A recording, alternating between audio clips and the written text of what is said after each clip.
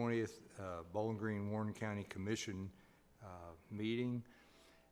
For all those that are here tonight, we appreciate you being here. You see up on the screen how the process works. The staff makes a presentation on all cases. The applicant has a presentation and up to 15 minutes, and then up to 15 minutes for any opposition to the request. And then we will give individual public comment up to 3 minutes, as long as it's not just repeating what we have talked about, and then closing arguments for the applicant and or the public spokesman. So thank you all for being here tonight. McKenna, if you would call the roll, please. Commissioner Cassida. Commissioner Sissel. Commissioner Ritchie. Present. Commissioner Graham. Yes, ma'am. Commissioner Starks. Here. Commissioner Vitale. Yes, ma'am. Commissioner Volkert. Yes, ma'am. And Chair Warren. Yes, ma'am. Commissioners, you have in your packets tonight the minutes of our July the 6th meeting. Are there any questions of that meeting? Would call for a motion, please. So moved. Second. Commissioner Volkert. Yes, ma'am. Commissioner Cassida. Abstain. Commissioner Sissel. Abstain. Commissioner Ritchie. Abstain. Commissioner Graham. Yes, ma'am. Commissioner Starks. Yes. Commissioner Vitale. Chair Warren. Yes, ma'am. Commissioners, you have our subdivision site development plans in your packets that were mailed to you. Are there any questions? Hearing none. We move to new business tonight. Megan, our final fourth quarter budget.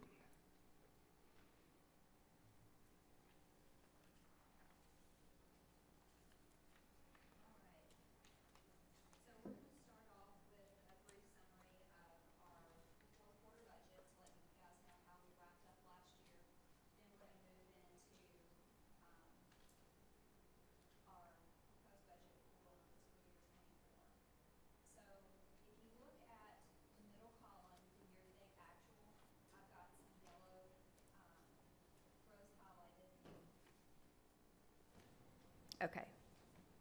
Can you hear me now? All right. So if you look at our total income, we ended up being at 109 or almost 110% of what we had budgeted for last year. I want to draw your attention to a couple, well, mainly one line item. Our MPO related funds, which is line number 5, we ended up coming in a little bit under budget on that, but I want to reassure you guys the reason is we just did not get a check in the mail. We've actually already received it, so that has increased our 24 budget for that line item. So that's why it looks a little bit low. Everything else on income turned out great. Everything looks good. If you scroll down just a little bit to expenses, we ended up at 97.5% for total personnel, right on track there. If you flip to the second page under office expenses, our total office expenses, we ended up going a little bit over budget. The main reason for that is if you look at our recording expenses on line number 41, we ended up going over budget on that. But if you turn back to the first page under income for recording on line number 14, you'll see that we ended up receiving right at $40,000 in income for recording. So that kind of washed it out. MPO expenses, we ended up at 99.3%, right on target with that. We ended up a little bit under budget for contractual services and travel as well at 62%. Planning commission expenses, which is your payroll and BOA's payroll, we ended up right at 79% for that. If you look down at the very bottom, our fund balance ends up being $682,000 and some change. So that is the dollar amount that we actually had in our checking account as of 6/30. So that amount carries forward, and that is what we will start off this year's budget with. And you'll see that carry forward to line number 1 in the green column on the front page on under the proposed budget. So with that being said, we have to make a few tweaks because when we did our budget back in March, we didn't know what that line number 1 beginning balance was going to be. and we've had a few small changes.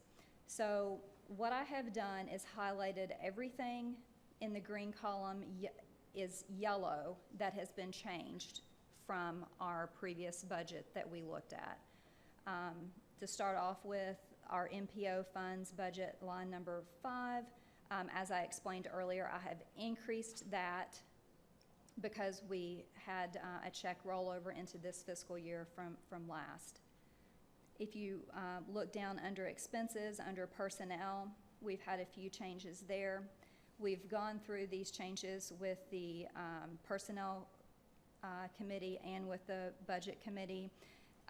Those primarily are due to reorganization in the office and then of course our COLAs and things like that. If we flip over to the second page, we received a grant last year. It's the Paula Nye grant. It was about $7,500, and we were not able to spend all of that. We ended up having about $2,900 left over, so we carried that forward to this year. That's located on line number 43 under miscellaneous grant projects. And then on line number 50 for miscellaneous MPO, our original budget did not include a GIS expense that we pay Warren County for stormwater GIS assistance, so we've increased that line item. And then our insurance went up slightly this year on line number 55. If we go down to line number 74, our operating reserves, that number is a formula. We try to carry 2 months worth of expenses in our operating reserve account, and so that number has fluctuated just a little bit as well. That's pretty much all I've got for you guys. Does anybody have any questions that I can answer? Commissioners, any questions for Megan? As always, a thorough report. Great job. Megan, are we pretty well set for vehicles? I mean, as far as... Yeah, right now we are. I think Ben probably can answer that better than I can, but not this last fiscal year, but the year before we got the Explorer. Right. I think we probably have, I don't know, Ben, maybe another year or two, and we'll probably have to get another vehicle for Jacob because he's out in the field and very, very hard on those vehicles. But as of this next year, I think we're doing okay. Thank you. Yep. All right, so we've heard our 2020 2023, 2024 budget from Megan. Our commissioners, no questions. We call for a motion, please. I make the motion to approve the recommendations by the Personnel Committee. Second. We need one for the budget first. For the budget. I'm sorry. We're personnel's next. I make a That's motion okay. to approve the budget. Okay, thank you. All right. Commissioner Volker, Yes, ma'am. Commissioner Cassida, Yes. Commissioner Sissel, Commissioner Ritchie, Yes, ma'am. Commissioner Graham, Yes, ma'am. Commissioner Starks, Yes. Commissioner Vitale, and Chair Warren. Budget is approved. Ben, we have a personnel item. Sure, I'll be brief. So we went over the proposed changes in our committee meetings, both personnel and our budget committee meetings. As Megan mentioned, we're looking at doing office restructuring, and this recommendation includes the personnel changes and revising job descriptions to reflect all of that restructuring, and that goes along with that. We're also asking for the authorization to hire a GIS specialist. We have selected a candidate for that position that has agreed of a start date of September 18th. And then we're also asking for authorization to hire another individual who has not been selected yet, but as you know, we only have our full board meetings every 2 months. So we want to go ahead and see if we can't get authorization to hire either a GIS technician or a construction inspector, and we're kind of evaluating those needs. One leans more towards the construction inspection side, one leads more towards the computer mapping GIS side, but we just want the ability to be able to hire that person if we find them. But I don't necessarily expect to find anybody between now and the September full board meeting, but we want to be ready just in case. So unless you have any specific questions, I think we've went over these changes. I'd entertain a motion to accept these staff and personnel committee recommendations. Make a motion, we accept staff's recommendation. Commissioner Starks, Yes. Commissioner Vitale, Commissioner Volkert, Yes, ma'am. Commissioner Cassida, Yes. Commissioner Sissel. Yes. Commissioner Ritchie. Commissioner Graham, Yes, ma'am. and Chair Warren. Yes, ma'am. The motion is approved from our personnel action. Our next item is our letters of credit and performance bonds. Commissioners, you received those in your packets. Release the cash bond of Drakes Creek in the amount of $16,000 from Alvin Properties, and release the cash bond for McCoy Place Phase 4 in the amount of $10,000 from H&D Development. Are there any questions? If none, I hear for call for a motion, please. Second. Commissioner Volkert, Yes, ma'am. Commissioner Cassida, Yes, ma'am. Commissioner Sissel. Commissioner Ritchie, Yes, ma'am. Commissioner Graham, Yes, ma'am. Commissioner Starks, Yes. Commissioner Vitale. Chair Warren. And the motion is approved. Be any other old business tonight? Before we enter our public hearing, Mr. Moore, if you would, Thank you, Mr. Warren. I request that you order the record tonight include the relevant statutory and regulatory provisions, the commission's entire file for each application on tonight's docket, and the qualifications for staff witnesses. And I'd further request that you administer the oath to those witnesses. swear to tell the truth. Thank you very much. Our first item tonight is 2023-03 RWC. Kevin and Marsha Kingrey have filed an application to close roughly 11,338 square feet of an unimproved right-of-way for First Street abutting Legacy Drive to the north near 203 Garvin Lane. Rachel? Thank you, Chair Warren. As you mentioned, you are considering a right-of-way closing this evening for property located on unimproved First Street, abutting Legacy Drive to the north and adjacent to 203 Garvin Lane.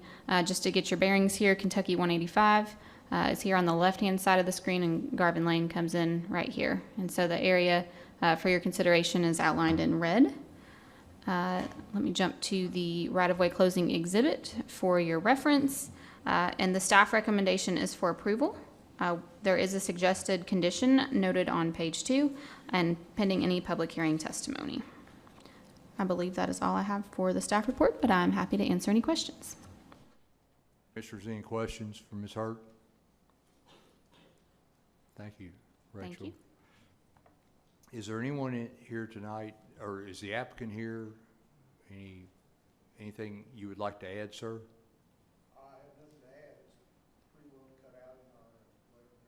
Thank you, sir. Is there anyone here tonight that has opposition to this request? Hearing none, we call for a motion, please. Make the motion to approve the right-of-way closing docket number 2023-03 RWC with the condition as listed in the staff report. My motion is based on the findings of fact as presented in the staff report and the testimony presented in this public hearing that the right-of-way closing is generally in compliance with section 3.17 of the Warren County zoning ordinance. Second. Chair Volkert, Yes, ma'am. Commissioner Graham, Yes, ma'am. Commissioner Starks, Commissioner Vitale, and Chair Warren. Yes, ma'am. The motion is approved and goes to the Bowling Green City Commission for final approval. Our next item tonight is 2023-04 RWC. Bill Miller, LLC, has filed an application to close approximately 1,500 square feet of an unimproved 30-foot right-of-way located approximately 70 feet south of the property at 335 Laurel Street and abutting the right-of-way for Maple Avenue, which is undeveloped, in Smiths Grove. Rachel? Thank you, Chair Warren. As you mentioned, we have another right-of-way closing for your consideration this evening. The closest street to get your bearings here is probably Laurel Street. This is in Smiths Grove. And you can see the small red box outlined on the aerial view there. That is the area in question for your consideration. It's also shown on the exhibit in the hashed area there. And the staff recommendation is for approval with a suggested condition as noted on page 2 and pending any public hearing testimony. I believe that is all I had, but I'm happy to answer any questions. Thank you, Rachel. Commissioners, any questions for Ms. Hurt? Is the applicant here? Anything they would like to add? None? Anything you would like to add different? Okay, thank you very much. Is there anyone here tonight that has opposition to this request? All right, hearing none, we call for a motion, please. Make the motion to approve the right-of-way closing docket number 2023-04 RWC with conditions as listed in the staff report. My motion is based on the findings of fact as presented by the staff report and the testimony presented in this public hearing that the right-of-way of closing is generally in compliance with section 3.17 of the Warren County zoning ordinance. Second. Commissioner Volker, Yes, ma'am. Commissioner Ritchie, Yes, ma'am. Commissioner Graham, and Commissioner Starks. Yes.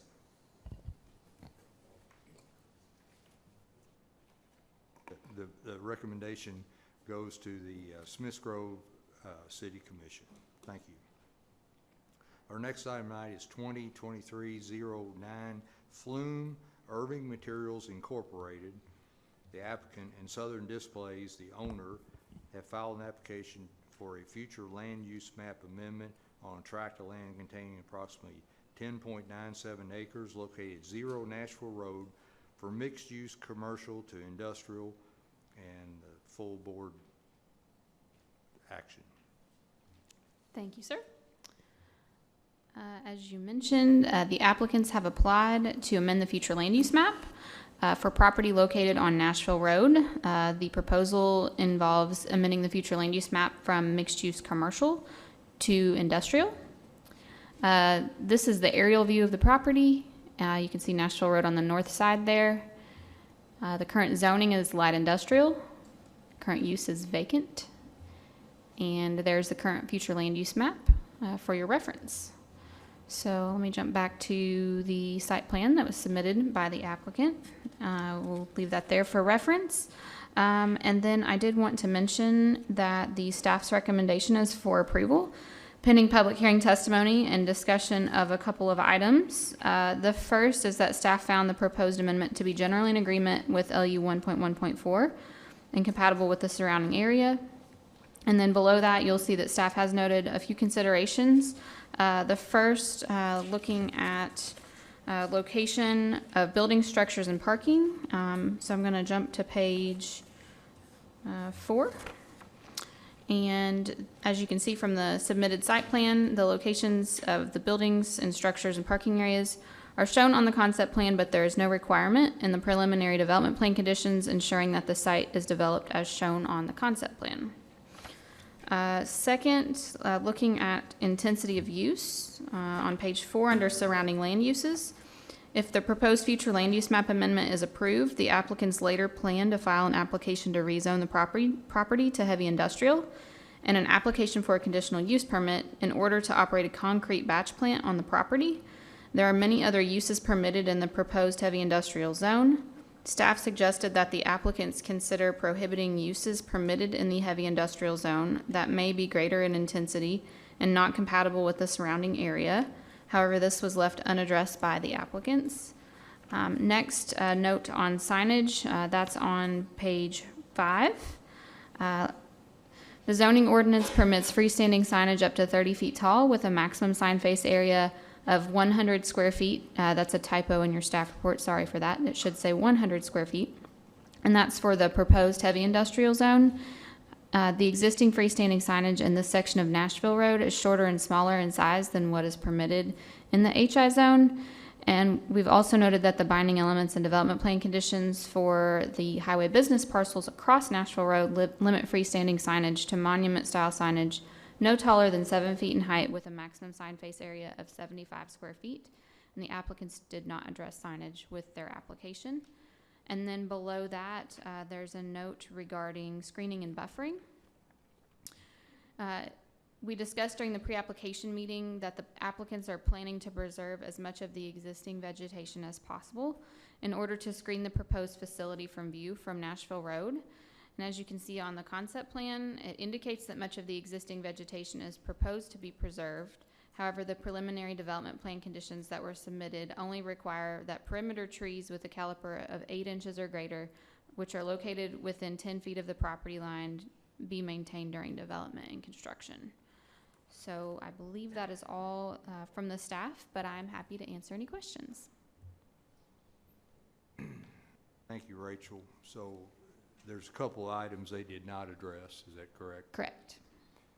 And we will come to that. Commissioners, any other questions for Ms. Hurd? So Rachel, of course, we're going to address this with the applicant, but the restriction of use, how would we, is there particular verbiage we're looking for here if we're going to not leave this wide open for almost any application? Sure. So at this stage in the process, it's they've applied to amend the future land use map, but typically if this were to move forward, the planning commission would typically want to have some reasonable expectation of the planned use for the property, and while they're stating it's a concrete batch plant, they've provided development plan conditions, and there's really nothing that speaks to that specifically or that would limit other uses that may not be appropriate in this location. So we don't address that at the flume stage, or we do address it at the flume We stage? normally would do that, just with the preliminary set of development plan conditions that the applicant turned in, but there were no prohibited uses listed in their development plan conditions. Got it. All right, thank you. Thank you, Mr. Graham. Commissioners, any other questions? I have a couple, but it's probably more appropriate for the applicant. Yeah. Thank you, Mr. Starks. Thank you, Rachel. Thank you. Is the applicant here or their representative? Good evening, Chair Warren, Commissioners. Chris Davenport, 921 College Street, and I swear to tell the truth. Thank you, Mr. Davenport. A few points I want to make here, and then I'm going to get to the issue of, well, assuming this flume, if it's successful, what will happen at the next stage. So let me just, so I know y'all want to hear that. So first thing I want to make sure, just to kind of hit some high points here, this is 10.97 acres. The request before you tonight is to reflume the property. We're not rezoning tonight. That will come later. And so some of the conditions I will discuss would not bind the property tonight anyways. Those have to happen at the zoning. Tonight is just the flume. So what I tell you about my client's intentions, I'll tell you up front, won't bind the property tonight. That happens at the zoning stage.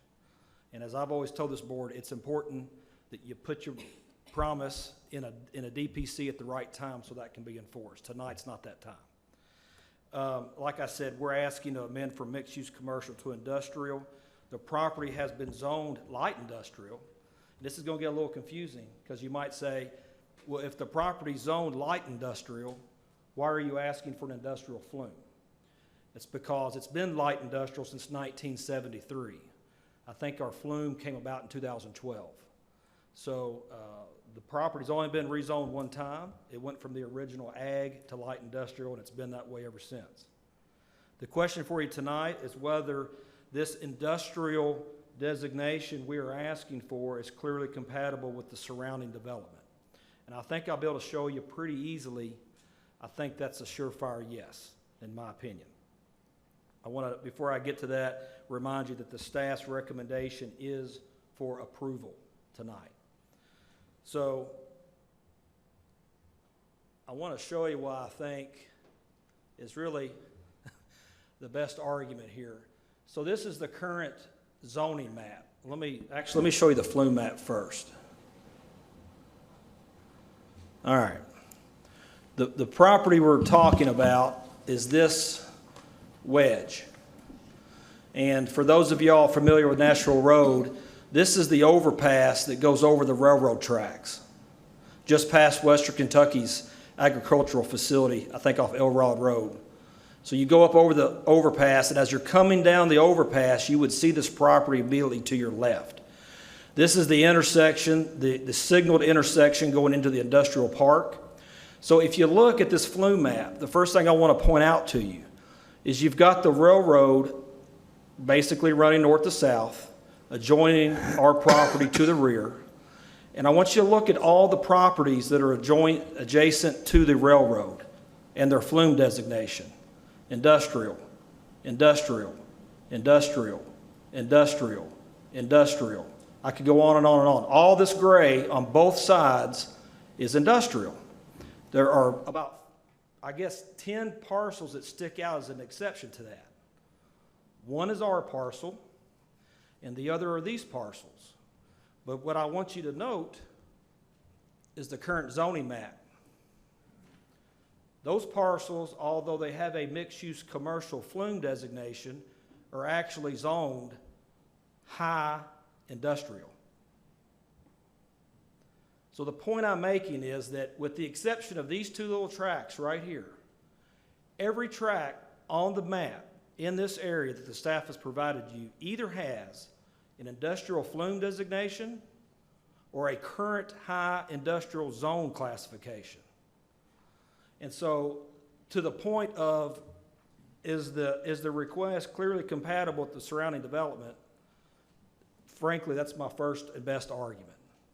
Now, I could go into more detail about the various uses that these industrial properties have, but like I said, it's an industrial park across Nashville Road. These are industrial properties, so forth and so on. I'm happy to talk more about my client's intended use of the property. Frankly, I believe that's more applicable at the zoning stage if the flume is successful. We did provide a modicum, and I admit a modicum of DPCs so that you could get some idea of some of the intended use. But I will tell you unequivocally, when we come back for zoning, assuming this is successful, there will be a restriction that the only use allowed will be the concrete batch. My client, Irving Materials, has this property under contract. That's contingent upon zoning being consistent. That is their intent and intended use of the property. I know there's going to be some opposition tonight. I anticipate the bulk of that opposition will probably address the specific intended use as opposed to the flume classification, just because of the sheer volume of industrial properties in the immediate area. It's hard for me to fathom an argument that industrial flume classification is not appropriate. It's just, if you look at those maps, non-industrial is the exception, not the rule. Other than that, really, like I said, most of what else I would present would go specifically to the intended use. That's probably best done in response, but I'm happy to answer any questions y'all have. No, my question is probably for staff here is, Rachel, so tonight, it really is more about us changing the flume from light industrial to heavy industrial, correct? Correct. It's not really a discussion tonight on exactly what's going to happen on the piece of property. That is more for when the zone change comes. Not entirely, Okay. but the criteria to amend the future land use map, LU 1.1.4, if you look at page 3, the second item down, number 3, the applicant must provide testimony or prove that the proposed use, so they have an intended use in Yes. mind with Okay. the future land use map amendment, and that you all, according to this criteria, have to find that the proposed use is clearly compatible with the existing surrounding development. And then if you read on, it talks about the applicant should include a compatibility assessment of the proposed use, including things like location and bulk of buildings and other structures, building height, materials, intensity of use, density of development, and so on. So, but tonight is about them telling us they would put a batch plant there and they would have certain buildings, but that can all change a little bit when it comes to zoning. Right, so if they provide testimony about building height or location of buildings or materials, while it may not be in the development plan conditions, it's something for you to consider, and then if this were to Okay. move forward, it would be fair to you all, for you all to then expect Back to that application would match. reflect the testimony Okay. Yeah. that's All right. provided tonight. And in that modicum of DPCs that we basically informed the body we anticipate offering at the zoning. We do have building heights, we have building materials. I will tell you through testimony, there would be a restriction that the use would be a concrete batch. There would be no other heavy industrial uses that would be allowed. We would be offering those DPCs at that time. And I will reiterate, they don't bind tonight. Whatever I offer tonight in a development condition does not bind the property. They don't get filed with the deed or in the chain of title. That happens at the zoning. Sure. So, Rachel, in your thoughts, one of the things that you pointed out was signage. Do we need to address signage tonight, or can that wait for zoning? I mean, if Chris has an idea of what they're planning, that'd be up to them if they want to address that. I don't know if they've I'm not got saying you that have to far. tonight. We haven't, but I will tell you, my anticipation is the signing, what Rachel said in the staff report verbally tonight, I think, is the signing across the street is less intense than what the maximum under HI ultimately would be. And we don't intend to exceed that, what's in the area already. I don't even know what those heights are yet. Sure, okay, that's fine. I would offer, I guess, just along those lines, the staff report mentions that we had a CDR, construction design review meeting on this project, and the utility folks commented at that time that the infrastructure was sufficient. And again, given the vast number of industrial areas in the immediate vicinity, I don't think we should be surprised by that. But I would offer, as an exhibit, Mr. Moore, we did obtain a letter from Warren County Water District that Mr. Brian Shirley got that indicates what the water lines are in the area, what the sewer is in the area, and they're sufficient for the use. Thank you. So, Again, just as a precaution, I guess. so Chris, I guess part of my question is for you, and part of it, I guess, is for staff.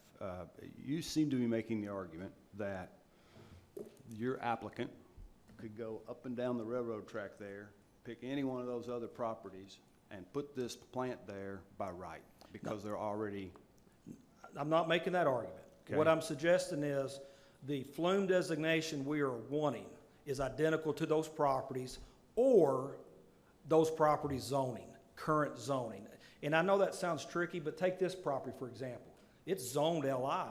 Right. It has a mixed-use commercial flume.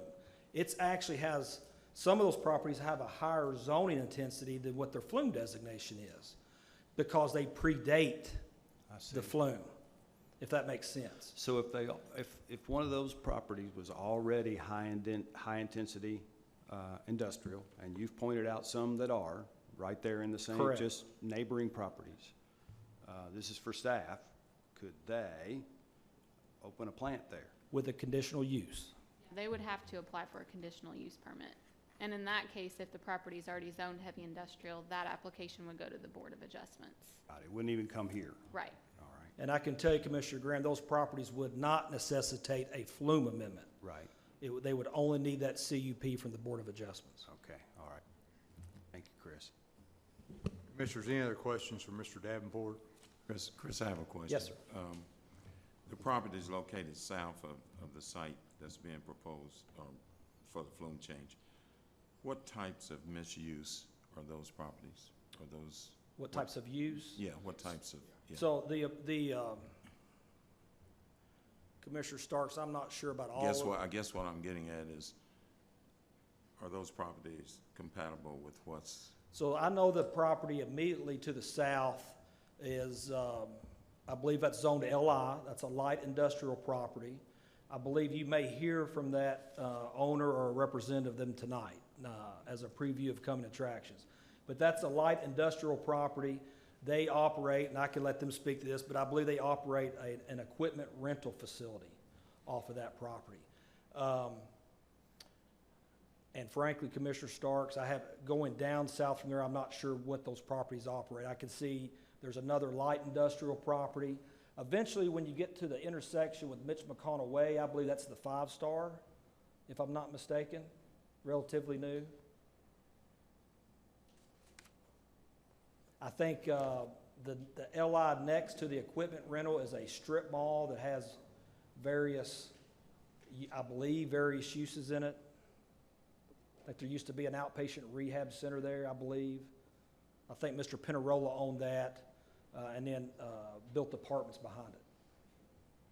All right, thank you. Commissioner Starks, there's also a land use map in your packet. Yeah, If you I want saw to that. reference that too. So Chris, if I may, one more question, and I've read a number of these letters, and almost all of them seem to indicate a concern with dust from the plant. And so can staff reasonably assume that there are restrictions and guidelines that a concrete plant has to operate within, and that if they exceed those dust particulate restrictions, then they're going to be, they would have some consequence for that, correct? I can tell you this, Commissioner Grimm. I have with me a gentleman named Jordan Bailey. He's an employee of IMI. He's here in case you all want to hear proof on that. Okay, that sounds great. And he can talk to you about the state monitoring. I've got photographs of these facilities. Mm-hmm. The reason I hesitate to do it now, it's going to be up to you all whether you want to hear that at a flume hearing. Got it. And I'm prepared to present that if you do. I'm going to leave that up to you all. Yeah. It's good to know that you have it, and it helps us understand what these plants have to do to comply. And there's some, if you've received some stuff in the mail, some of what I've seen from some of the opposition is information relative to cement factories. And I will tell you, this is not a cement factory. This is a concrete batch plant. Cement is one of the components that goes into the end product out of a facility like this. But the cement that goes into the batch plant has already been produced. Correct. It's a finished product. And I'll tell you, the reason my client, because I've gotten phone calls, isn't there some other better place to put this? The reason my client has identified this location has a couple of reasons to it. One, about 1.5 miles north of here, behind Lee Brick and Block, is a relatively new cement, I'll call it a distributor facility that has just opened. That's one of their components. It makes a lot more sense to them to move that material 1.5 miles as opposed to across town many miles up north. And then secondarily is how proximate this location is to the many development sites we have in Warren County along 6880, US 31W, where so much of this concrete is ultimately being needed right now. Again, as an attempt not to move these trucks through town and over so many distances. Thank you. Thank you. Thank you, Mr. Davenport. Any other questions for Mr. Davenport? Thank you, sir. Is there any opposition to this request tonight? Before you stand up, is there any opposition to this request tonight? All right, thank you all for being here. And do you all have a spokesperson or Mr. Warren, Robert Shadow, and I'm here on behalf of the Friends of Lost River Cave, 519 East 10th Avenue, and I swear to tell the truth. Thank you, Robert. Tom Carrick, Your Honor, here on behalf of Green River Rentals, and Your address, Tom? my address.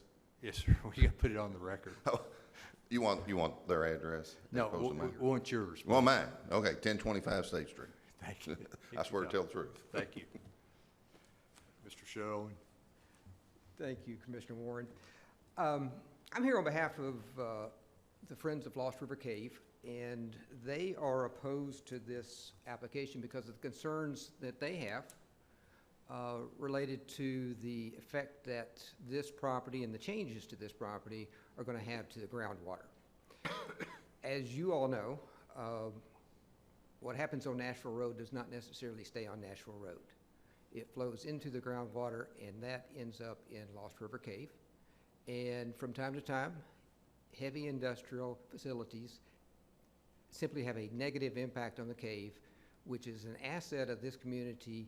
I know I don't have to demonstrate to you, but It is one that is so significant that in our comprehensive plan, protection of the Lost River Cave is something that is highlighted. And Rachel, I don't know how to get through my slides, but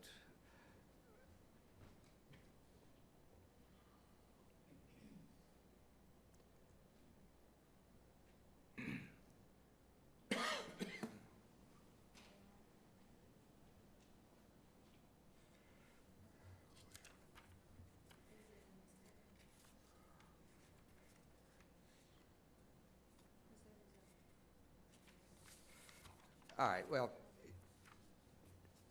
if it's easy, great. I would like to find the map if we could find that. But what I was asking to point out, I had pulled out of the comprehensive plan the discussion that the committee that put together the comprehensive plan, you know, the guideline for your all's decision making and to make development in Warren County a cohesive thing that takes into account the various factors that are involved in a planning decision. And one is that it is intended to protect natural and cultural resources and the irreplaceable natural and scenic resources in Warren County, and very specifically to continue and promote the development of the Lost River. So it is an important asset, and it is one that is impacted by industrial development in this particular area. And I have a couple witnesses I would like to present. First of which Mr. Shadone, each witness is going to get about 2 minutes, okay? All right, perfect. So my first witness is Ro Lanston, Executive Director of the Friends of the Lost River.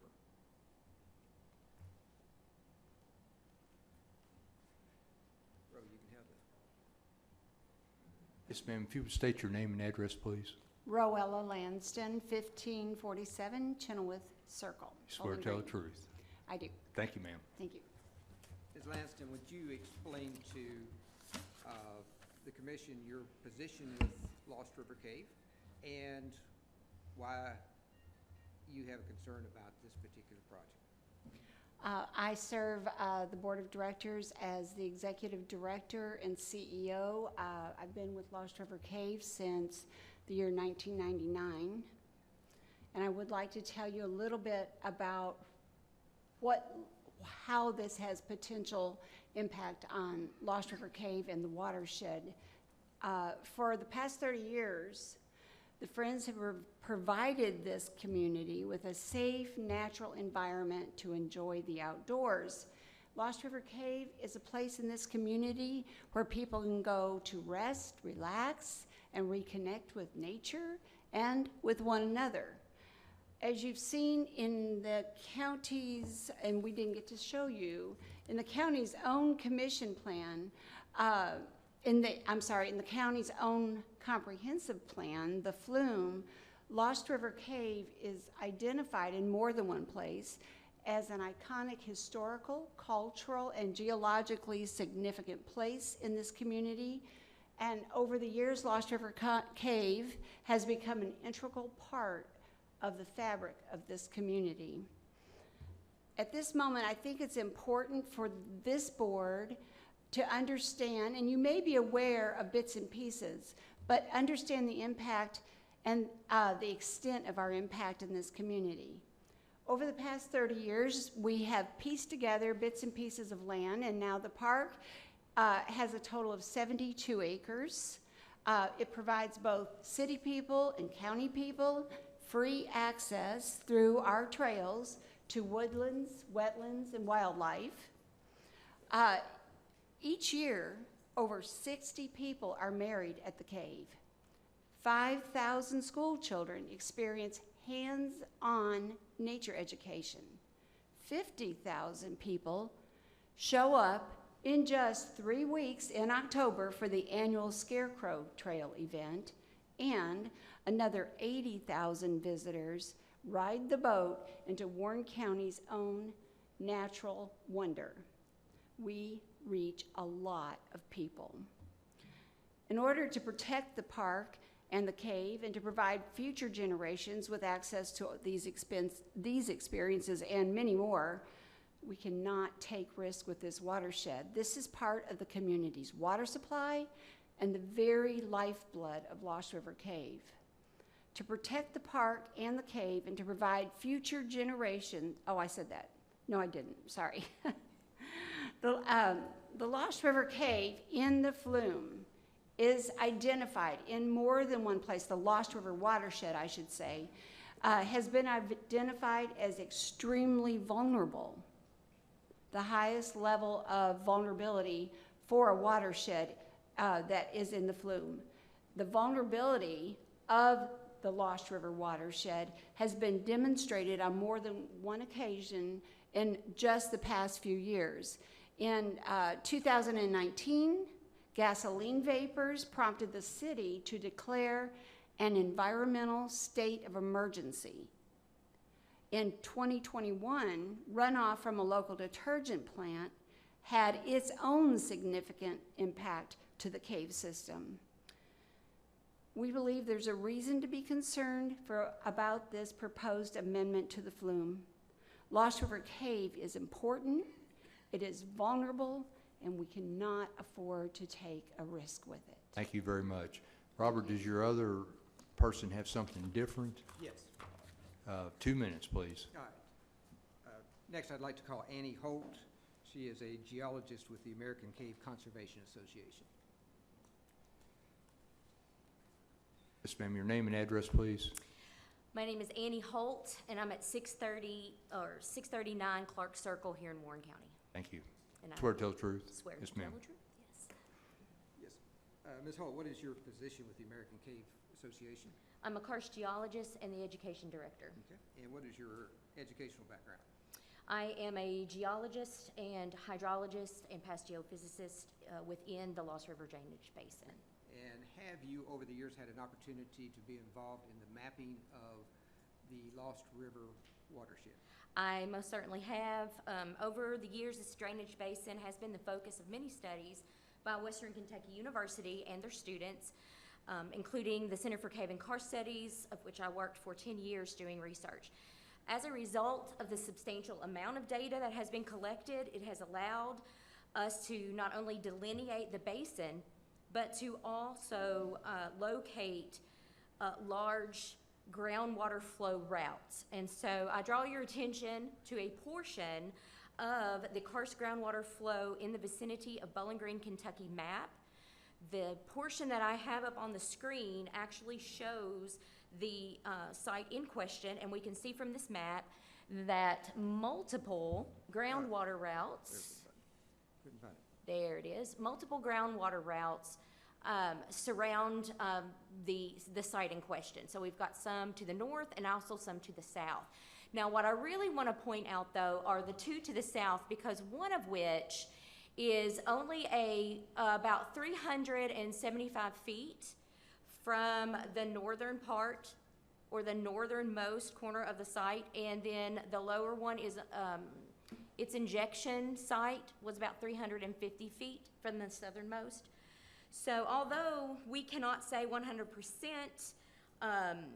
that the water on this site would travel into the basin without, of course, doing a dye trace right on that lot, this map presented would indicate strongly that water on the proposed site would travel towards the main conduit, which joins together here around Memphis Junction and then continues to State Trooper Cave, follows through that cave system, and then empties into the Lost River Drainage Basin, where it then goes back underground at the historic entrance there, only to finish its route through the basin and empty into the Barren River.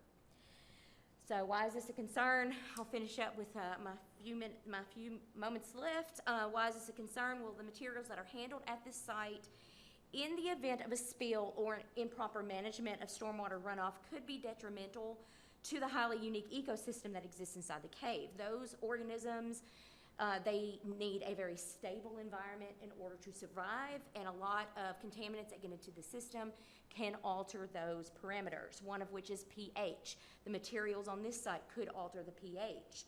The pH of the water could changes in that could cause it to go out of range for these animals to survive. So we are looking at impacts on the cave ecosystem if there were to be a spill. So As, So yes, ma'am. Wrap it up. okay, so the ACCA simply requests that there be some of the additional objectives, actions, from the Warren County Comprehensive Plan to be added into this flume in order to make it acceptable. Thank And I you. have those copies if you Yes, like ma'am. that. Thank you. If you would give that to, we'll put that in the record it. for tonight. All right, thank you, sir. Thank you very much. All right, thank you, Robert. Just very quickly, if you are here in support of the Friends of Lost River's position on this, would you raise your hand? Thank you, that is all I have. Thank you very much. So could I ask? Yeah, real quick, Robert. Hey, Robert, Mr. if I Graham has- may, could I ask you to just help me understand? Yes. You guys have done a great job of presenting this. As a commissioner though, here's what I'm trying to understand. Clearly, some runoff from this site could get to the Lost River Cave. I think they've done a Sure. good job of presenting that. But that's the case for every site up and down that Right, corridor, and correct? there is industrial property, there's heavy industrial property nearby. But the bulk of this industrial property that is nearby is in the South Industrial Park. I'm not sure exactly what the name of it is. But anyway, it is a very well-developed and planned out park itself. That was laid out with your all's input to make sure that that heavy industrial fits. This, you're talking about aggregate limestone presumably would be on this property, stored. We don't know how it's stored, but we would anticipate that this is going to be limestone stored outside. It's going to rain on it. It's going to wash down. There's going to be issues related to this particular intended use that impact the cave system, and that is their concern. So the concern is more the use, not specifically this particular site, is more vulnerable than the adjacent sites, for example. So one of your witnesses cited gasoline that got into the cave system. Well, clearly those things can happen, but they're not high industrial at all, right? And so what I'm trying to understand is there something about this specific site that makes it more vulnerable than any of the other sites? Well, it is more, their intended use is a concern. Got it, okay, all right, very good, all right. But Thanks. other industrial, So it could we be have to live with a lot hydraulic of it, fluid, but- it could be almost anything Yes. that could get into the cave system, but their intended use is your main concern, correct? yes, and their lack of one of the parameters of the amendment for the flume is that there is infrastructure in place for stormwater. There's nothing in their proposal that addresses what happens with stormwater. If Well, they're that would be addressed at the zoning. But that's a flume amendment requirement. Okay, help me with that for staff. I thought that was part of the DPCs, Well, that part of the, happened. it's part of the, it's kind of that line item of infrastructure. Yeah. You know, clearly that's roads going- and stuff like that, but Yeah. also how do you deal with stormwater? Yeah, that's clearly going to be addressed. I just didn't think we addressed that at the flume. But that flume, that's a It's flume part of the issue. criteria in LU 1.1.4. At the end, it talks about that the applicant must prove that the proposed amendment will not result in development that exceeds the capacity of existing infrastructure, including roads, water, sewer, and stormwater. So. So they wouldn't have a full set of engineered Okay. plans at this point, but Yeah. the applicant and their engineer may be able to at least explain what would be the next step if this were to move forward in terms of addressing that. And clearly, we would not let them move forward if they didn't have that at the next stage, correct? Correct. There's actually, if this were to move forward with the zone change application, they are required to provide a detailed geologic analysis. That's referenced in LU 2.3.4, which is not in your staff report because that's something that would be included in the staff report for a zone change. But that action item states that we would require proposals for heavy industrial development in areas with a drastic index of greater than 160. And the drastic index measures the vulnerability of groundwater contamination. So this site, as they mentioned, is extremely vulnerable. And so applications for heavy industrial development must be accompanied by a detailed geologic analysis to determine the carrying capacity of the underlying soils with respect to the possibility of accidental spills of hazardous materials and stormwater management. So they would have to provide that, is that correct? Yes, in order to apply to rezone the property, that would be part of their application requirement. Got it, very good. Robert, does that help? Clearly, you're familiar with this process. There's Well, going to be I'm familiar another with the stage. process, but, and yes, we anticipate being back here once, and if this gets approved, that we will probably challenge the issues at the next hearing too, but. Very good, all right, thank you. Thank you, Robert. Mr.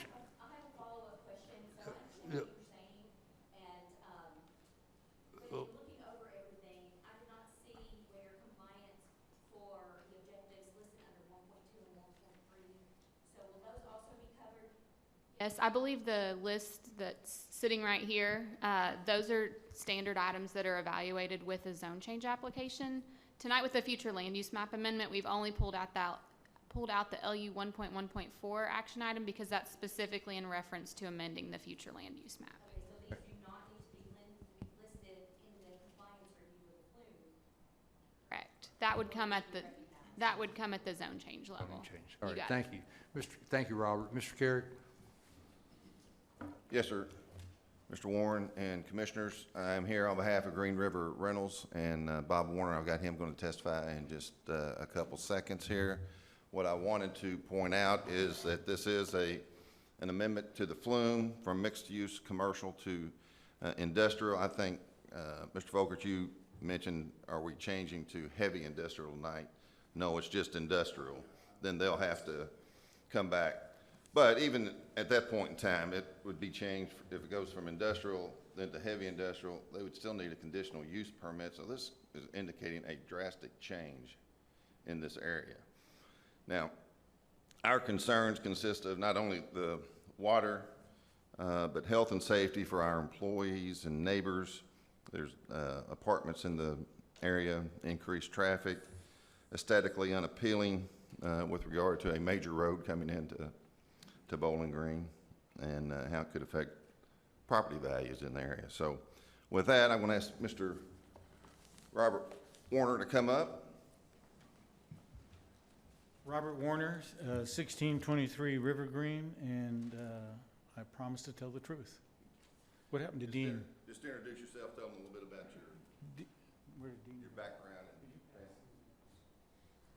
Yes, I'm Bob Warner, and Gayla Warner was with me tonight, and she owns Green River Rentals.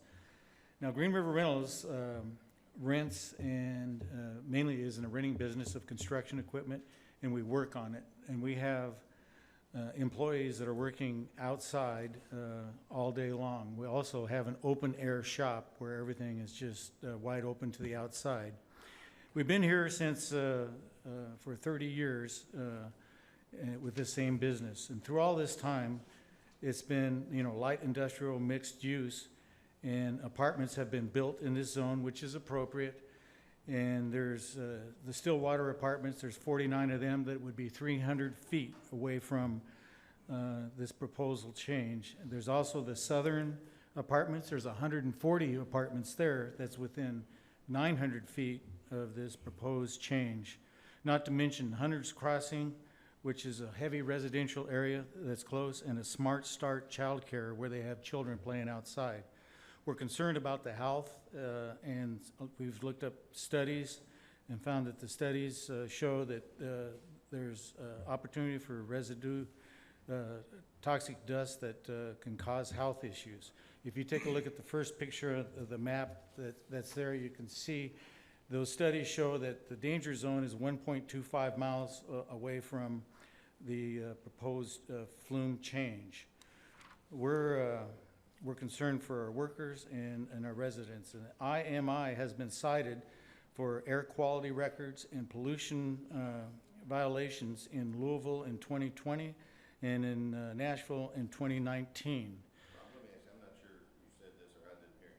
Where are you located, Green Rivers Rental located? We're adjacent to this proposed change. Right next to it. Yeah, the flume change. We have honored the flume change, and you've seen the build, that 189 apartments units have been built in the area. Green River Rentals has stayed within lines of the mixed-use designation. We believe that the proposed use is not compatible with the surrounding area. There's residential area, there's apartments, there's convenience stores, there's daycare centers. The heavy industrial zone is really on the west side of 31W, and that's where it should stay. The mixed use runs all the way up and down. If you take the next look at a map that's out there, your last one, you look on the back side of it, and that's something that Chris Davenport had her earlier. Most of that red right there is for mixed use, and that's all those items that I talked about for residential and convenience stores. There's a little bit of a concern on the traffic because it's a fast moving road with the slow cement trucks. I don't think the original planners of the flume wanted apartments next to the industrial. Bowling Green has spent a lot of money on beautification with the Pride landscaping and also the beautification of I-65. I think it'd be a travesty to have an ugly 90-foot structure on our southern entry corridor to Bowling Green. I just got this notice last Saturday in the mail, and we haven't really had a lot of time to generate signatures, but I'm impressed with how many we've received in the area, and I know there's hundreds more. I don't know if I can pass these, give that to the committee. Yeah, introduce them. Yeah. And so we think it's a slippery slope if we move to change the flume and with the intended purpose of what the flume was for, and we have large concerns of that slippery slope turning into a cement concrete patch. Thank you, Mr. Warner. Just to make sure, did you explain to the commission? Hey, Tom, would you come to the microphone? They're recording them. Can you explain to the commission how you came up with this map with the 1.25 mile proximity? Yeah, it was generated out of the studies that we looked up, and they said this is a danger zone for the studies where they've studied these concrete and cement patch plants, and you can see within that zone there's just a lot of residential, a dairy farm, you know, convenience and all that, but it came from the studies. All right. Let me ask you about this one residential area right here. Do you know what? Yeah, that's Hunter's Crossing, and it's there's a myriad of I don't know if anybody showed up here tonight from Hunter's Crossing, but they're very interested in not having this appear. The HOA isn't, and the president isn't. And let me ask you too. Did you explain how many workers do you have? I have 21 workers at our location. And do they work outside? Yes, they're constantly working on equipment outside, and it is something that has to take place outside. When we do that every day, hours on end. Thank you, Mr. Warner. Thank you. Commissioners, any questions for Mr. Warner or Mr. Carrick? Well, let me just say something. We are willing to listen to everybody here tonight. We've talked about, we don't want to keep repeating everything. So we've talked about the Lost River Cave, the groundwater, the watershed, the potential use of the, just a minute, let me finish. The industrial use. Mr. Warner's talked about the traffic, the workers that are working at his place of business, and we are willing to hear anything else, but we don't want to repeat the same items. So yes, sir, if you got something different. This will be different. Okay, all right, you got, yes, sir, you got 2 minutes, please. Yes, sir, your name? I'm Glenn Martin. I swear to tell the truth. Your address, Mr. Martin? The truth, 5720 Nashville Road. Okay. Right beside, president of Green River Rentals. Okay. I've been there since 1987. I've been coming to work there for 36 years. I've been breathing clean air every day. And what Mr. Davenport didn't tell you was all the rest of the stuff coming from the bridge all the way down Nashville Road, all the way down 31W is light industrial. This would not be in compliance with the remainder of what is in our area. We are light industrial. I can tell you that next door to us is an urgent care and a rehabilitation clinic. Right next to it is Continental Machinery Movers. Right next to it is a trucking company. Right next to it is Equipment Depot, and they do the same thing that we do. Then next to them, there's used to be Ellis Interiors, and there's a sign company behind us. There's all of this is small business. Whenever you change this, it needs to be across the road.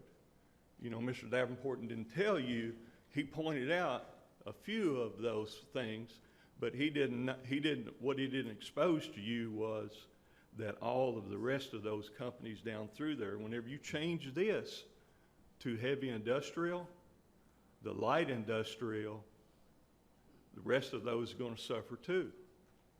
Now, if you change it from that to that, then we won't be that way anymore. Thank you, sir. Thank you, Mr. Martin. Is there anyone else in the audience tonight that has something different than we've talked about? Traffic, anything different? Yes, ma'am.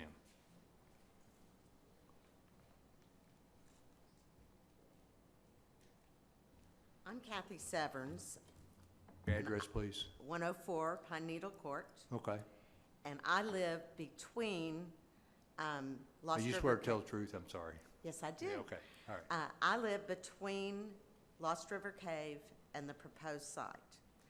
And one of the things that we're not talking about tonight is the damage that a concrete batch plant does. It is part of an industry that is the third leading cause of pollution in our nation, in industrial pollution. And it is not compatible with light industry. It is heavy industry, and it is worse than most heavy industry. It releases particulate matters into the air that can penetrate deep into the lungs. It pollutes the air, the ground, and the waterways. And it's not just a little area. Across the street's not what we want, because the doctors recommend, and you can look this up, you know, medical doctors recommend that within 5 miles of a concrete batch plant is very highly dangerous to live in. Within 20 miles is considered the danger zone.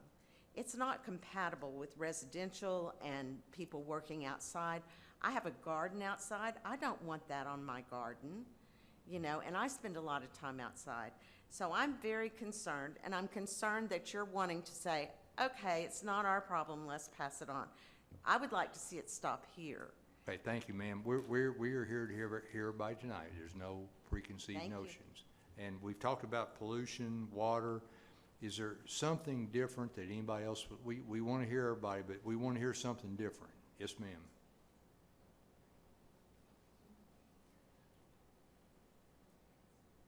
Name and address, please. Emily Sharp, 6176 Russellville Road, and I swear to tell the truth. I've been here before, talked about things. There was very little notice to reach out to Western, but their farm is right there with livestock and crops, and I think someone needs to speak to that, just to point it out. And I'm within the 2-mile radius. We have construction going on around us right now, and just the dust alone, we can't go out in certain times during the day because it's so bad, and it's not near what the concrete dust would be. Thank you very much. Okay, is there anything else besides, I think we've covered, we want to be fair to everybody. Is there something different that we have not heard? So, something different? Okay.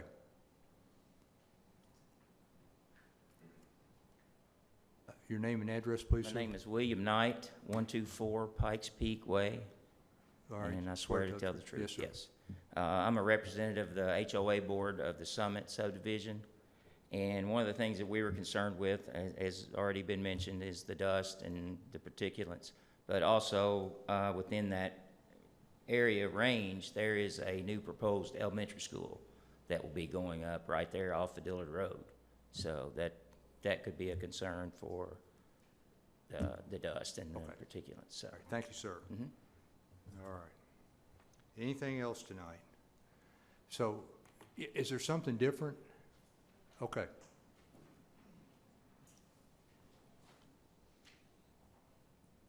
Yes, sir, your name and address, please. Good evening, my name is Richard Ballant. I do swear to tell the truth. I'm a resident of the southern apartments right there in the affected region that was mentioned. My wife and I just moved to Bowling Green almost exactly a year ago this Friday, and we've been super excited about it. We absolutely love the area. It's very different than what we grew up in. She was suburban Milwaukee, I was suburban Chicago. Moving down here, Southern Apartments is one of the few places that we had the chance to look at online. We'd never had a chance to view it in person before we joined. But one of the things that we did be able to speak to one of the residents about was noise as far as the paper thin walls, and we're like, it's not a big deal, no problem. If we had heard that there was a concrete plant going into that area, it would have been very, very different. One of the things I've learned in military is that perception is reality, and even if, technically speaking, all the environmental factors and everything can be accounted for, people moving into the area are not going to enjoy the prospect of living in a close proximity to a concrete area. It's going to affect your home prices, it's going to affect other residential area, you're going to affect city income as a result of that. You're going to affect property taxes, values are going to go down, et cetera. I just felt like that was one tangential thing that might need to be mentioned in relation to this. Thank you, sir. Okay. Is this something different? And I'm not sure that it matters. Like, we're here to be heard. Well, everybody, but is this something different? We okay. All right, we got two more people, and that's going to be the end of it. Okay. Yes, ma'am. Yeah. Amanda Bragg. I live at 347 Cedar Run Street, and I swear to tell the truth. And I understand that you all want to hear something different tonight, but this is our lives, our health, and our homes that are at issue here. The sheer amount of citizens that are here to tell you and reiterate the same concern should send a message to this commission. This development, this flume change would be grossly incompatible with the surrounding area. In making the decision to change this flume designation, it's disingenuous to not consider what the intended use of the property would be. It's clearly incompatible with the surrounding development. If you zone out slightly on the maps that Mr. Davenport provided, you see virtually all residential development, and changing this flume designation would ignore the growth of this city and the plans for existing growth of this city. Starting with the most minimal concern, but a concern nonetheless. I'm not sure what any of you, if you all have looked up what a concrete batch plant looks like, but it's an eyesore. This change would allow for a structure to be built that is incompatible with recent development, that countless residents and visitors will drive by every day. I know that some of the concerns might have mixed up cement and concrete, and there may be different concerns for both, but there are concerns and very serious concerns nonetheless. So concrete is the concern here. Allowing this flume change would inevitably lead to a concrete batch plant, which would lead to devastating impacts on our community and the citizens of the community. The dangers would be untold, and making this decision would not be progress for this community and would be a step back for Warren County and Bowling Green. So I'm asking this commission to protect the citizens and this community and reject this flume change tonight. Thank you very much. Okay, I think we've had everybody so we will have Mr. Carrick, any closing remarks? Okay. Okay. My name is Stephen Wright. I swear to tell you the truth. What's your address? 3790 Halifax Road in Scottsville, Kentucky. My work address is 5720 Nashville Road. I'm directly next door. I'm inside and outside all the time. I see the traffic going up and down the hills. What happens is when that whole entire industrial park empties out of an evening at 3 o'clock, there's hundreds of people coming, turning left and heading up the hill. In the mornings, there's school traffic heading down south with young kids down that hill. What you're going to add, if they do this, is add a whole bunch of very, very heavy concrete trucks coming in from the other side of the road, turning to go up a great big hill very, very slow, and then coming back down a very slick, that road is incredibly slick when it rains. It actually needs to be a warning. There's crashes there constantly. Adding concrete trucks, slowing down, turning left to cross Nashville Road traffic into this area, and there is no other access because they are bound by the railroad tracks and the low bridge that gets big trucks stuck on it all the time. That needs to be taken into account. The traffic of if you change this to a heavy industrial would not be wise. It'll be very dangerous for all the people that live and work in the area. And that's all I have to say. Thank you, sir. Okay. So we are, Mr. Davenport, any closing comments, then Mr. Carrick? And let's make it 2 minutes, okay? Well, Chair Warren, I think it would be appropriate, the witnesses, I didn't cross-examine those witnesses. I think I should be given a modicum of time to address that testimony. I probably need 5 minutes to do it. I think that would be proper. Let's go. I would call Jordan Bailey. I want you to hear a little bit from Mr. Bailey. And if you have those photos, I want to show those photos. So Chris, is this regarding the flume change, or what's his? It's regarding this testimony that you've heard from the opposition about the dust, about the environmental impact. It'll be brief, but instead of cross-examining those witnesses, I think it's best to hear the rebuttal from this witness. Okay, your name, sir? Jordan Bailey, And Mr. Bailey, your address? 10359 Chambersburg Drive, Independence, Kentucky. What city? Independence. Independence, Kentucky. Yes, sir. You swear to tell the truth? I do. Okay. Mr. Bailey, what's your position with IMI? My position is environmental manager for IMI, servicing both the Ohio region and the Kentucky region. Thank you, Amy. The pictures that we have here, can you tell us what this is? Yes, this is a ready-mix batch concrete plant that is located in, I believe, Bardstown, Kentucky. Okay, and is this a relatively new facility? It is. And will this be consistent with what's planned for here in Bowling Green? It will. Okay, so there's been a lot of discussion about dust and creating dust. Can you give the commission here just a synopsis of the environmental monitoring and state regulation that applies to a facility like this? Yes, absolutely. So we are subject to regulation under the Clean Air Act. In the state of Kentucky, the Department of Environmental Protection issues state source operating agreements, which we have to abide by. That includes monitoring both particulate matter and fugitive dust emissions. Now, there's been talk about a 1.25 mile radius. I'm going to get into that in a minute when I close. But is this a cement factory? This is not a cement factory. Are you making cement here? We are not making cement. Okay, that's made somewhere else. That is correct. By another entity. It is. Anything else you want to add to the environmental dust concerns that you think would be poignant? I do. In regards to those regulations, I do have documents that I can provide, if it's possible, of our SSOA agreements, an example of a facility that was just issued, if you would like to see those. In part of the monitoring, we are required to implement dust collection or filters that collect 99.6, if not more, of particulate matter greater or less than 1 micron. Along with that, there are several different types. We believe that we implement the best of those. In terms of fugitive emissions, we also apply suppressants in regards to address those concerns. If there's some suggestion that you just operate the way you want to, would that be a fair statement? No, not at all. I think that's all I have for you, Mr. Bailey, on that issue. Thank you. To address the water very briefly, Chair Warren, I'd like to call Brian Shirley, engineer.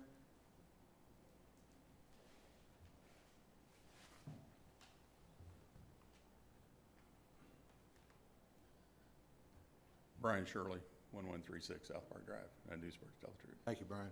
Ms. Hurt mentioned that assuming we move on to a rezoning stage, Brian, there'll be a drastic study, Yes. a geological study that has to be done ahead of time and tendered with that. Correct. Was that required at the flume stage? No, sir. Now, this property is currently zoned LI. If it developed as an LI light industrial property today, would that drastic study be required? No, it would not. Now, what would be required of any industrial site in Warren County with regard to groundwater? This site, along with all the others, will have to comply with all the subdivision regulations, stormwater detention, retention, and stormwater quality issues. So in a facility like this, there'll be oil water separators for the trucks, so that any oils that come off the trucks would have to go through, the water would come through an oil water separator before it could get into any kind of a basin. And is that any different with a concrete batch versus a manufactured facility versus an equipment rental facility versus any other type of industrial property? No. It would apply to all? Yes. The difference here would be if this is rezoned, that drastic study will have to be performed. Correct. Thank you, Brian. In closing, and that's the only other proof I wanted to present, Chair Warren. In closing, well, let me say this. I do want to put in the record this flyer that was passed around by opposition. And what's most poignant about that flyer is the last bullet point, I believe, is where you'll find the 1.25 mile radius concern. It specifically refers to cement factories. This is not a cement factory. So it's important, you know, cement is manufactured in a process that uses a lot of heavy metals and chemicals. We're not asking to do that here. This is just a batch plant where aggregate and cement is mixed. The last gentleman talked about traffic. Our DPCs that we will file with the zoning, this will be a signaled intersection. So the traffic leaving this facility will do so at a turn light, at a signal. We will have to install a left deceleration turn lane coming down that hill that Mr. Wright talked about for the sole purpose of serving the left-hand turn at that signal. Those recommendations were required by the Kentucky Transportation Cabinet. We will have to do that. With regard to Lost River Cave, we're all very proud of Lost River Cave. I would just ask you to look on that map. All the industrial properties in between there and this area. There's nothing unique about this area. This area will have to have the separator system that Mr. Shirley talked about. Just like those areas, it will have to go through that drastic study.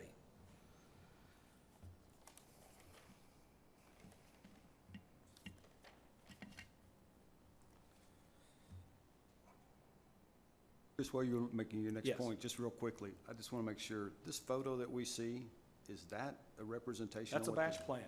I see, all right. Very good. This Thank you. one's in Bardstown, Mr. Bailey testified And this, to. this factory, this batch plant would look very similar to this one? Yes. I see, all right, thank you. And I can't tell you what they used to look like. I'm told by my client that these look very different than they would have looked 30 years ago. If you look, most everything's indoors. Okay, and I think that's part of, to Mr. Bailey's point, that helps capture some of that material.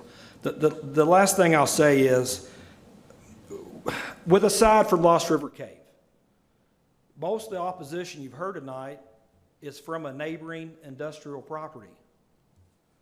And that industrial property, if you look at the map, most of that lot that adjoins this property is gravel. And the reason I say that is, we would have the same concerns about groundwater on that site versus any other site. And what we're fortunate is, we have groundwater rules and inspections to address that. So, the last thing I'll just say is the staff did recommend approval. We think it should be approved.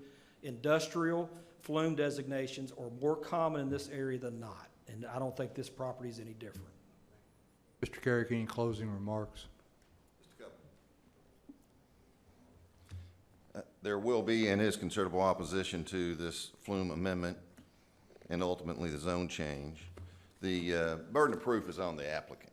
And referring to the staff report, starts on the bottom of page 2 where it says the criteria for amending the flume. And specifically, in the subsection 3 there, the last part of that says, in addition, the applicant must prove that the proposed amendment will not result in development that exceeds the capacity of existing infrastructure such as roads, water, sewer, and stormwater. If you go down to criteria 3, the analysis about halfway down, It says the applicants have not provided supporting information as to how the proposed amendment will not result in development that exceeds the capacity of existing infrastructure, such as roads, water, sewer, and stormwater. Although there were not any concerns expressed by sister agency staff during the pre-CDR meeting that was conducted prior to the applicant submittal. But that clearly shows they haven't met their burden here tonight with regard to the flume change. Thank you, Mr. Carrick. Commissioners, any other questions for the applicant? Robert, something different? Very quickly, and Mr. Carrick made much of my point of burden of proof, but they mentioned that this is going to have a gravel lot, like a lot of places are going to have a gravel lot. But our concern is not really in the gravel that's on the lot, because that'll wash away once upon a time. But when you bring in new limestone every day, then you've got new limestone that's going to permeate into the groundwater. It's going to change the pH. That's going to end up in the cave. It's going to impact the cave, and we just implore you to take that into your assessment. Thank you, sir. All right, commissioners, we've heard the applicants and the opposition to this request tonight. Hearing no other questions from any commissioners. I have a couple questions for Mr. Bailey. Can we ask him to come back up, please?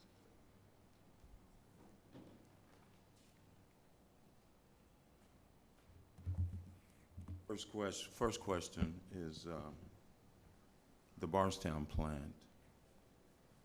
Is it in close proximity to any residential districts, residential areas? Not to my knowledge. Okay. Second question, could you briefly just kind of explain the process itself as far as the batch plant, how it works from start to finish product? Yes, I would like to actually call upon a gentleman with IMI. He is the maintenance and fleet representative for the company, if you don't mind. Sure.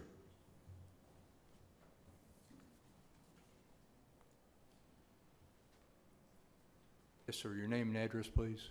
Chris Holt, 3158 Younger Creek Road, New Haven, Kentucky. All right, sir. You swear to tell the truth? Yes, sir. Yes, sir. And so I think Commissioner Stark's question was if you could just briefly explain how a batch plant works. So a batch plant typically works, we ship a ticket to the plant. The plant actually weighs that material up. As the material is weighed up in that big building there. So it's a lot different from some of the other locations, other concrete plants. We actually enclose our aggregate section. So that helps us reduce the dust within inside of our plant. But as that material weighs up, it goes into a set of scales. From there, it's conveyed into into the truck. After it gets into the truck sits there and mixes it. We do the same thing. We weigh up water. We weigh up the cement. All those actually have, can't really see it on that picture, but there's a silo on the other side of it. They actually have bag houses on top of them, which are dust collectors. They also have, at the loading facility, where the truck is actually stationed underneath the truck, there is another dust collector. It's the main one. It pulls any residue in the air underneath this hooded area surrounding the truck. So we try to make every provision to keep any dust down. That's what we do. The older plants, yes, we do have problems with those older plants. That's why we're upgrading to newer plants. This is one of probably 5 that we're putting up just because we want a better plant. They're very nice looking plants in our opinion compared to our older plants, but that's actually how they run. After they get loaded, you can actually see right here on the side, they make their circle around the plant. They go through an automatic washing system, so the truck's actually washed off. Through the whole process, we've actually got water retention areas. So any type of water comes off, we collect it in water retention ponds. So we do our best And Jordan regulates us, so does the state, to make sure we do anything that's outside the law. So. Thank you, sir. Rick, does that answer your question? It does. One other question. What about any byproducts from your products that you make, any byproducts, and what happens to those, like residuals? Like residuals? Yeah. So typically what happens with residuals is we've got a set of pits, okay? And they're called washout pits. So they are self-contained. Anything that comes back, we actually put in those, or we make block out of those. But that's a self-contained system. When we get done with that, it goes into a drying bin, and we sell that particular material for backfill. A lot of contractors buy that. Thank you. You're welcome. I have a question. There was some, I don't know if it says testimony necessarily, but someone mentioned air quality citations. So where were they coming from? So I believe the citations that were referenced were from both Louisville and Nashville. Louisville is regulated separately from the state of Kentucky by air quality out of the Louisville office. I cannot make comment in regards to the violations that were cited in Nashville. However, I can make comment to those cited in Louisville. They were prior to my arrival of IMI, and they were in regards to record keeping as far as visible emissions at that time. Would they have been from a newer or older plant? I'm sorry? You mentioned there's a difference now between the new and the old plants, maybe in the way you're managing the pollution. So is this a new plant? What is proposed will be a new plant. No. The violations that were issued in Louisville were for existing plants. I can't make a statement on when they were constructed, but the permits reflect the actual location and the equipment on site. The violations that were recited were a result of record keeping, monitoring, and not necessarily the plant and the particulate or the emissions from those facilities. It was strictly record keeping. Thanks. Thank you, Sissel. All right. Thank you, sir. Thank you. Appreciate your comments. All right, commissioners, we have a motion tonight to amend the Flume amendment, and would call for a motion to approve or a motion to deny.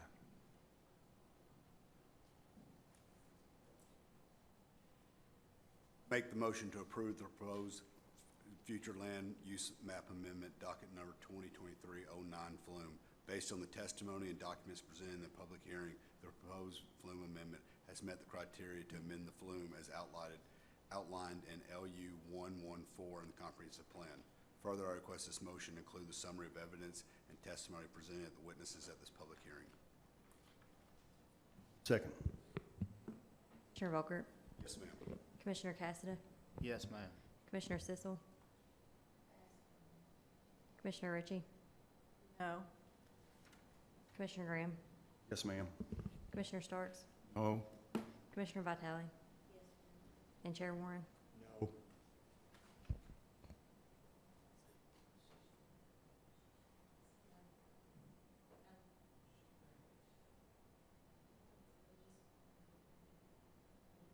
What was the comment? When Commissioner Sissel's name was called, she said she'd pass, and so I was asking McKenna to please go back to her and to receive her vote. And You would pull your microphone down. What would be your vote? No. No. so the vote is 4 votes yes, 4 votes no. There is a tie. The application has not been approved.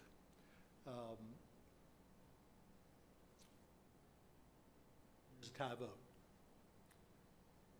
The statute does permit you the right to vote again if you want to, but you're not required to. So commissioners, we could vote again, or the motion would be a tie motion. If anyone would like to change their vote or make a new motion, we could go from there.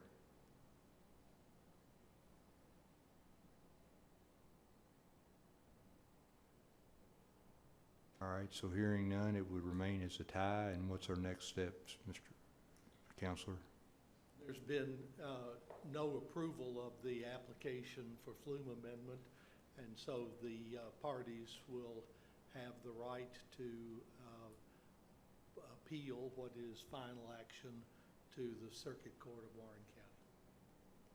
Thank you all very much for being here tonight. Did you understand what Mr. Moore said? It would be appealed to the Circuit Court of Warren County. But the motion failed. Yes. All right. Thank you all very much for being here tonight.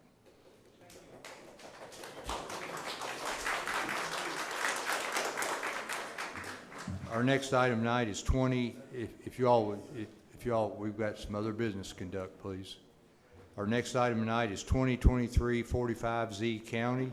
J. Allen Builders Incorporated, care of Jody Allen, has filed an application to rezone approximately 5.4 acres located on a portion of property at 0 Cadence Lane from Ag to RS1D, single-family residential with a general development plan.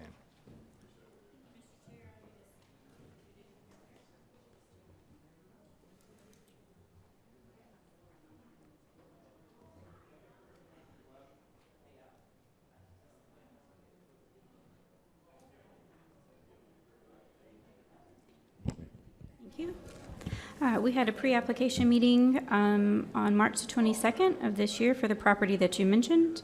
The current zoning is agriculture, the current land use is agriculture, and the future land use is moderate density residential.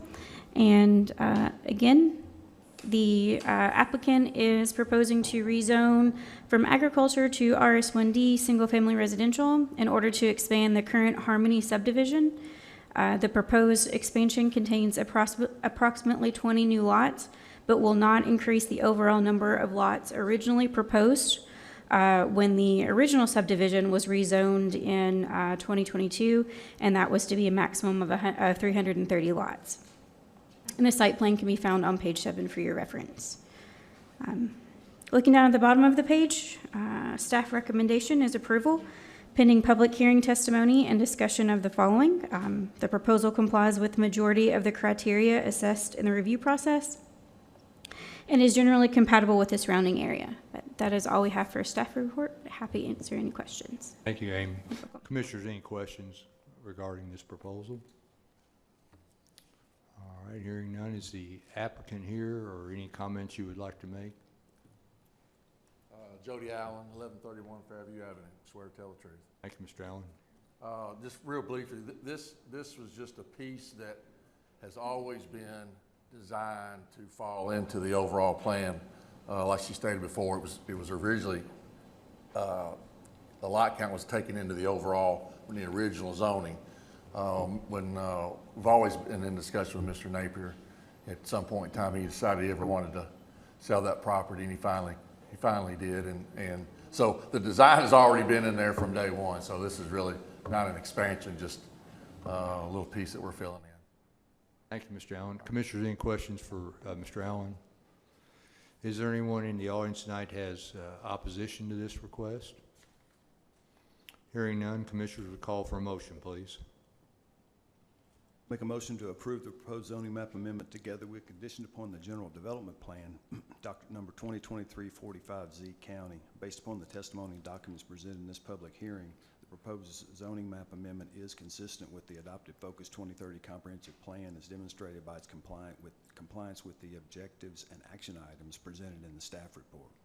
Therefore, the proposed zoning map amendment is in agreement with the adopted comprehensive plan. Further, I request that this motion include a summary of evidence and testimony presented by the witnesses at this public hearing. Second. Commissioner Graham? Yes, ma'am. Commissioner Starks? Yes. And Commissioner Volkert? Mr. Chairman, the motion is to approve. We have sitting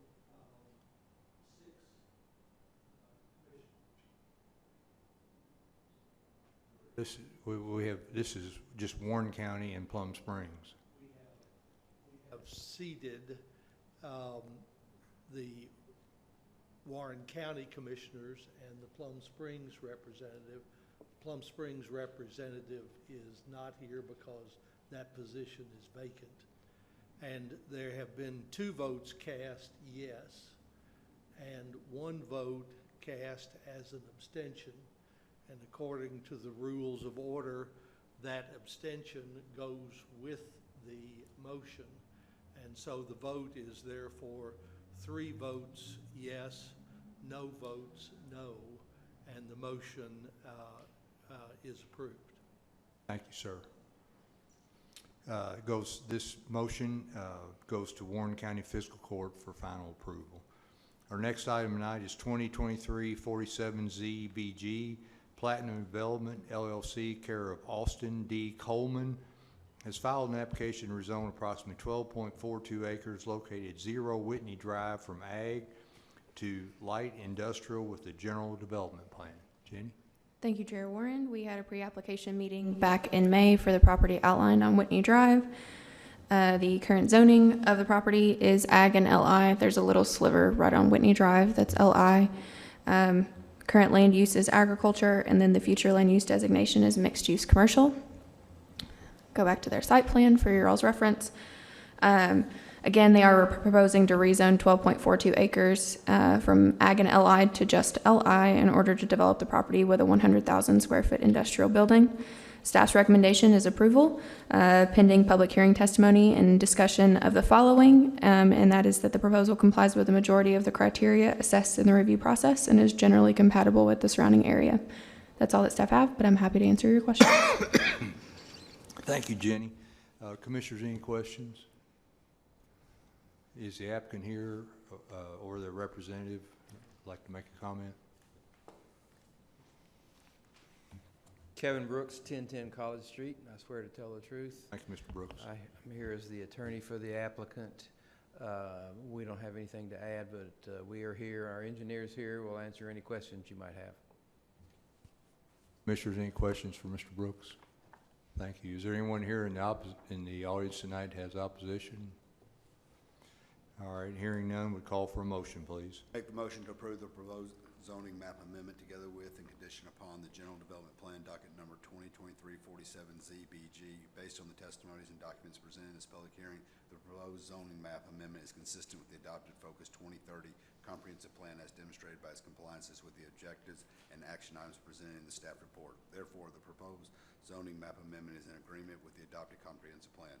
Further, I request this motion to include the summary of evidence and testimony presented by the witnesses at this public hearing. Commissioner Volker? Yes, ma'am. Commissioner Graham? Yes, ma'am. Commissioner Starks? Yes. Commissioner Vitale? And Chair Warren? Yes, ma'am. The motion is approved and goes to the Bowling Green City Commission for final approval. Our next and last item tonight is 2023-49Z County City County Planning Commission. The applicant, Tammy Weldon and David and Jennifer Maupin. The property owners have filed an application to rezone approximately 4.04 acres located a portion of the property at 535 and 582 Pleasant Hill Road from RE residential to agriculture. This cleanup item. Yep, just a little bitty sliver cleanup where the property shifted. Right. Shifting the zone lines to match. Commissioners, to have a motion to Make the motion to approve is there the any proposed zoning map amendment. opposition? No. Here it was gone. I might have the opposition. I make the motion to approve the proposed zoning map amendment docket number 2023-49ZCO.